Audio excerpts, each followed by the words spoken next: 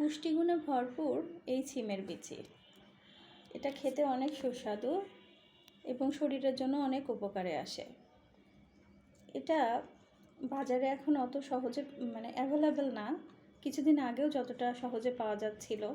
তাই এই মুহূর্তে যদি কেউ কিনে নিয়ে এসে সংরক্ষণ করতে চায়, এটা পরিমাণ মতন বক্স করে বা পলি করে রাখতে পারে। আর আমি এটার একটা সহজ টেকনিক অবলম্বন করি, যেটা আপনাদের সাথে শেয়ার করি। এটা বাজার থেকে নিয়ে এসে সরাসরি আমি বাছি না, কারণ এটা বাছতে গেলে অনেক সময় লাগে এবং নখও ব্যথা হয়ে যায়। তাই এটা নিয়ে এসে আমি প্রথমে এটাকে ডিপে ফ্রিজিং করার পর রান্নার কিছুক্ষণ আগে বের করে রাখি। তারপর যতটুকু পরিমাণ রান্না করব সেই পরিমাণটা নিয়ে এটা তখন বেছে নিই।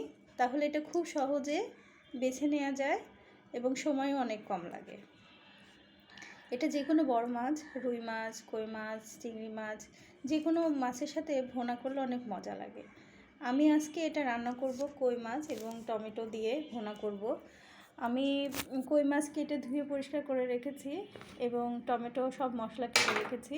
এটা সন্ধ্যায় রান্না হবে, এখন রেডি করে রাখছি।